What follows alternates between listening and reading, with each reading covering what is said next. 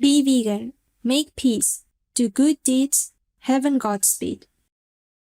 Our programs offer many languages. Please visit suprememastertv.com/schedule. Nos programmes offrent plusieurs langues. Veuillez visiter suprememastertv.com/schedule. Nuestros programas ofrecen varios idiomas. Visiten suprememastertv.com/schedule. Rancangan kami menawarkan banyak bahasa. Sila kunjungi suprememastertv.com/kehadapan schedule. In the Western United States, water is the new gold, the most sought-after commodity. For states like Utah and Wyoming, for Arizona, California, for Nevada, New Mexico, and Colorado, water, or the like of it, has become a huge problem. The Global Water Crisis, Part 2 of 2. Continue watching to find out more. I've looked at cultures where people have thrived for the longest times, where they're not just champions of longevity and that they live long, but they live long, healthy lives. And their lives are filled with fitness, mental clarity, contribution, joy, and beauty. And they almost always eat plant-based diets, or very close to this. John Robbins, vegan.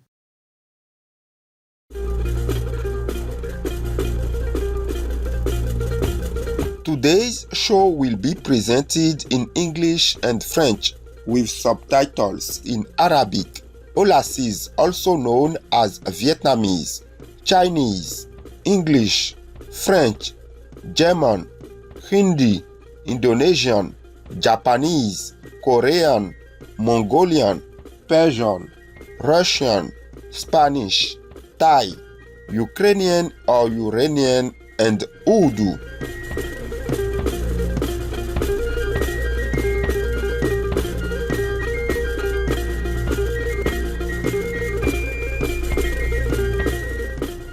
Enchanté de vous rencontrer, téléspectateurs chéris. Je m'appelle Durand. Le peuple optimiste du Niger souhaite que le monde s'élève spirituellement. Puisse le divin guider notre planète vers un mode de vie noble.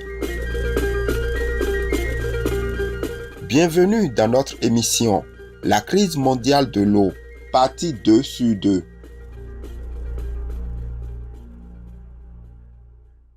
Dans la première partie, nous avons exploré la pénurie d'eau en Europe et en Asie. Alors que la sécheresse persiste dans le monde entier, nous poursuivons l'émission d'aujourd'hui en nous concentrant sur la crise de l'eau qui sévit en Amérique du Nord, en Amérique centrale, en Amérique du Sud et en Afrique. Le sud-ouest des États-Unis connaît la pire méga sécheresse depuis au moins 1200 ans, les rivières et les lacs s'asséchant. Les niveaux d'eau des lacs Meade et Powell, les deux plus grands réservoirs des États-Unis, sont à des niveaux historiquement bas. L'eau n'est qu'à 27% de sa capacité. On est donc proche d'atteindre le statut de bassin mort, ce qui signifie que l'eau ne peut pas s'écouler en aval pour alimenter les centrales hydroélectriques. Pendant ce temps, l'ensemble du réseau du fleuve Colorado est à 35% de sa capacité.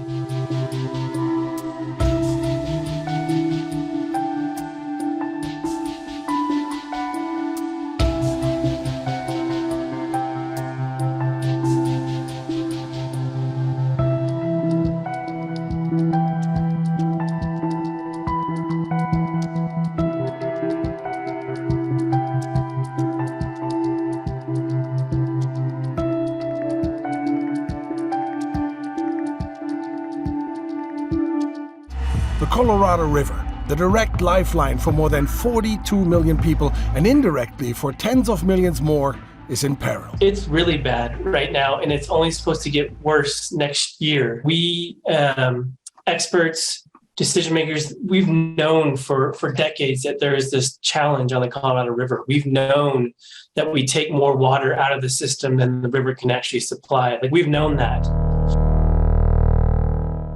In the Western United States, water is the new gold, the most sought-after commodity. For states like Utah and Wyoming, for Arizona, California, for Nevada, New Mexico, and Colorado, water, or the like of it, has become a huge problem. The same goes for dozens of Native American tribes and communities of indigenous people. All face harsh water cutbacks and tremendous challenges in the future.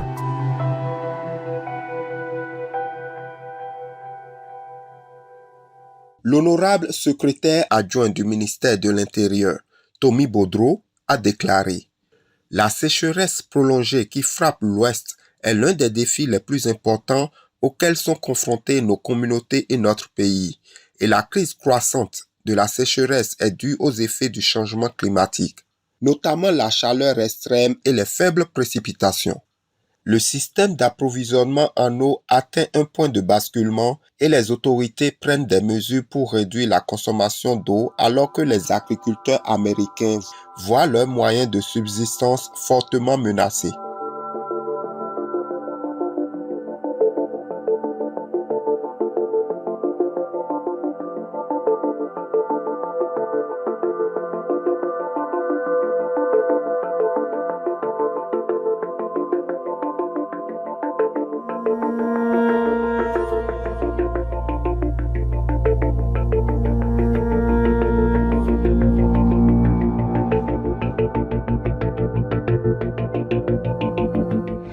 Farmers are already feeling the pain. Fields in California's Central Valley at this time of year should look like this. But thousands of acres are now lying idle because they're unable to irrigate. Warning signs now seem ironic. It doesn't get much more serious for the people on the ground that are living it, and we're afraid that the grocery store shelves are going to see it in the coming year because the products that we grow this year you see on the shelf next year. Outre les pénuries d'eau, la sécheresse historique rend l'eau du delta du fleuve Sacramento-San Joaquin plus salée. Comme ce fleuve alimente en eau les villes et les exploitations agricoles de toute la Californie, les agriculteurs sont obligés de s'adapter aux nouvelles conditions d'eau, tandis que les villes construisent des installations de dessalement de l'eau. Dans le Midwest, les sécheresses et les précipitations inférieures à la moyenne ont fait chuter les eaux du fleuve Mississippi à des niveaux historiquement bas, ce qui a nui aux cultures et a perturbé la chaîne d'approvisionnement. Le Mississippi est le plus long fleuve du pays et l'une de ses lignes maritimes les plus cruciales. Chaque année, environ 500 millions de tonnes de marchandises, principalement agricoles, sont transportées pour une valeur commerciale de 130 milliards de dollars. En outre, selon le National Park Service, le bassin du Mississippi produit plus de 90% des exportations agricoles américaines et près de 80% des exportations mondiales de céréales. Cependant, plus de 40 jauges de rivières dans le bassin du fleuve Mississippi signalent des niveaux d'eau bas. L'eau du fleuve est si basse que des barges restent coincées sur des bancs de sable et que les gens peuvent marcher jusqu'à Tower Rock, une île énorme au milieu du fleuve Mississippi qui est normalement entourée d'eau et uniquement accessible par bateau.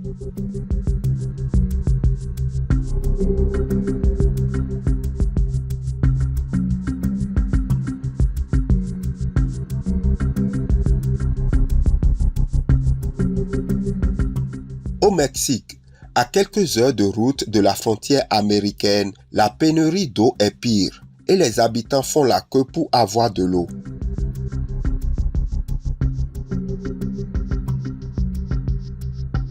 The northern state of Mexico is in one of the worst droughts in over a decade after 2 years of dismal rainfall. NASA released these images of the Cerro Prieto Reservoir, showing just how dramatic water levels have dropped between 2015 and 2022, one of 3 reservoirs that provide more than half of Nuevo Leon's water supply. Droughts and intense droughts and drying trends are all very consistent with what we expect with the kind of climate change. The National Water Commission of Mexico has formally declared a state of emergency across the country, pushing officials to clamp down on water use. Al día de hoy, estamos viviendo un problema muy grave de falta de agua, de escasez de agua. Now residents are only allowed to use water for 3 hours a day, a desperate move in the midst of extreme heat. En Amérique du Sud, les pays connaissent aussi des sécheresses. La production et la qualité des cultures ont été lourdement affectées en Argentine, au Chili et au Paraguay, le Chili étant le plus durement touché. Le Chili est l'un des pays les plus vulnérables face à l'aggravation du réchauffement climatique. Le pays endure plus d'une décennie de sécheresse, la pire de son histoire et la plus longue et la plus intense dans la région depuis au moins 1000 ans. La laguna de Aculeo était autrefois un lac jusqu'à son assèchement complet en 2018. Le réservoir Peñuelas du Chili s'est asséché et sa terre craquelée montre le lit du lac avec des squelettes de poissons-personnes et d'animaux-personnes désespérés à la recherche d'eau. Avec l'effondrement des niveaux de précipitation, la disponibilité de l'eau au Chili a chuté à 10%, soit une baisse de 37% au cours des 30 dernières années. La crise de l'eau devrait empirer au cours des prochaines décennies avec l'aggravation des effets du changement climatique.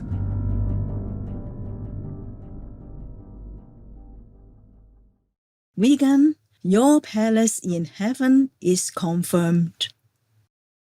Téléspectateurs resplendissants, nous allons maintenant prendre un moment pour prier pour notre planète et nous serons de retour sous peu.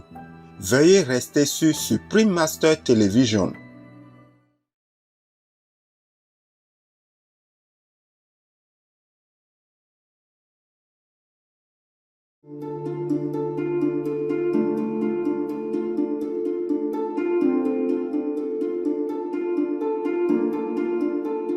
Ravi de vous retrouver dans notre émission La crise mondiale de l'eau, partie 2/2. L'Afrique connaît la plus grave crise de l'eau au monde. La Corne de l'Afrique, incluant l'Éthiopie, le Kenya et la Somalie, est frappée par la pire sécheresse qu'ait connue la région depuis 40 ans, alors que le changement climatique modifie les régimes météorologiques en Afrique. Après 5 années consécutives de précipitations inférieures à la normale, de graves sécheresses assèchent les rivières et les lacs qui fournissaient auparavant des réserves d'eau abondantes. Les pénuries d'eau ont dévasté l'agriculture dans la région, provoquant des pénuries alimentaires extrêmes. Au cours des 50 dernières années, les risques liés à la sécheresse ont tué plus d'un demi-million de personnes et causé plus de 70 milliards de dollars US de pertes. Dans toute la Corne de l'Afrique, plus de 16,2 millions de personnes n'ont pas accès à suffisamment d'eau pour boire, cuisiner et nettoyer. La région la plus touchée est le comté de Mandera au Kenya, où la totalité de la population, soit environ 1,2 million de personnes, n'a pas accès à l'eau. La région de Mandera, qui comprend le Kenya, la Somalie et l'Éthiopie, n'a pas eu de précipitations au cours des 6 dernières années.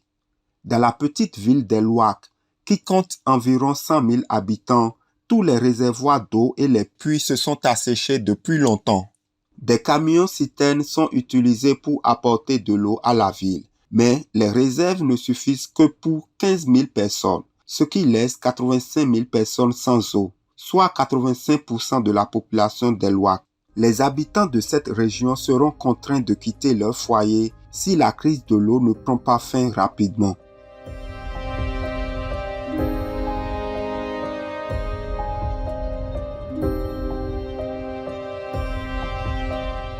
En Éthiopie, au Kenya et en Somalie, la grave sécheresse a déjà touché au moins 36,1 millions de personnes, en a déplacé plus de 1,3 million et a placé au moins 21 millions de personnes dans une situation d'insécurité alimentaire aiguë. Ne serait-ce qu'en Somalie, les Nations Unies estiment que 6,7 millions de personnes, soit environ 40% de la population, ont besoin d'une aide alimentaire. La faune et la flore souffrent aussi de la pénurie d'eau. Les sécheresses ont tué des milliers de personnes du règne animal, notamment des éléphants et des zèbres de grévy, une espèce menacée dans les réserves naturelles du Kenya. Une situation désespérée similaire existe à Madagascar. Des sécheresses extrêmes ont asséché les puits et les sources d'eau, les villageois devant marcher pendant des heures pour obtenir de l'eau trouble de rivières presque asséchées. And now, every day, all ages set off to find water on the long walk to the Mandara River. And this is what tens of thousands of people across the region do. and after 2 long hours, we arrive at the river. Its murky waters are life-saving, and containers are filled. Remember now, they have to return with 20, sometimes 40 litres of water on their backs. We've never experienced anything like this. It's a very, very hard situation. There are no seasons anymore. It's just hot, dry and windy. That's why we have to come here to take water from the river. So this is effectively the kitchen tap for thousands and thousands of people. People who've walked for hours just to get their supplies.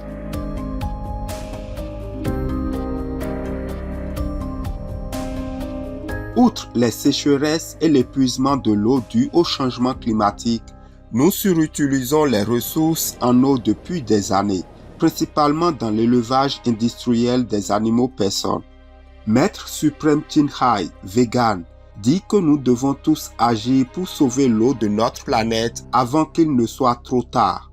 So according to the USGS, all of the world's rivers combined contain 2,120 cubic kilometers only. And we use more than all the rivers combined. We use 3,800 cubic kilometers of fresh water every year. But all the world's rivers combined together is only 2,120 cubic kilometers. My God, we overspent our income. What it means is that we use also from the well and everything, yeah? We use almost double of all the rivers on the planet combined. And 70% of that is for agriculture purposes. Yeah, mostly for animal people. From 2030 to 2039, they predict, because of the emission of greenhouse gases, there will be more droughts, more hot, so more drought. And then from 2060 to 2069, if the emission of greenhouse gases continues, then they calculate that almost the whole world is in drought, except the Arctic, I think. And then even then, from 2090 to 2099, even the Arctic, I see there is almost a North Pole area, they begin to have also some drought. Understand? And the whole world is red. I wonder if our children's children will have enough water to drink.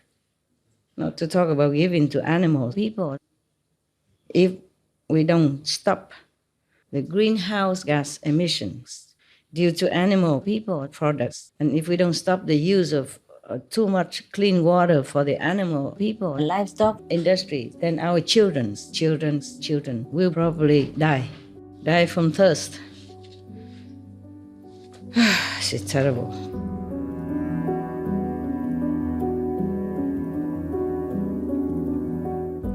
Nous remercions notre bien-aimé Maître Suprême Chin Hai, vegan, d'avoir partagé ses conseils sous la direction du divin et avec sa bénédiction. Nous espérons que le monde passera rapidement au mode de vie vegan qui sauve la planète.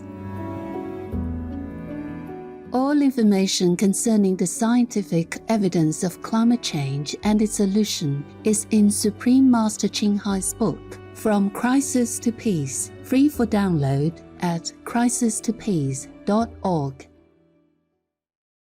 Deny vegan? Your compassionate nature has just been chipped a little. Heal it with vegan. Merci de votre agréable compagnie aujourd'hui. Dans un instant, retrouvez Changement positif dans les pays, 48e épisode d'une série en plusieurs parties. Des gouvernements progressistes, des citoyens progressistes, le Panama, la Papouasie-Nouvelle-Guinée et le Paraguay. Juste après les nouvelles d'exception. Que votre vie soit remplie de bonheur et de satisfaction dans la lumière éternelle du ciel. Thank you for your delightful company today. Coming up next is Positive Changes in Countries, Part 48 of a multi-part series. Progressive Governments, Progressive Citizens, Panama, Papua New Guinea, Paraguay. Right after noteworthy news. May your life be filled with happiness and contentment in heaven's eternal light. Peace for Ukraine or Ukraine. Be vegan, make peace, do good deeds, hell not reach. Our programs offer many languages. Please visit suprememastertv.com/schedule and suprememastertv.com/PE.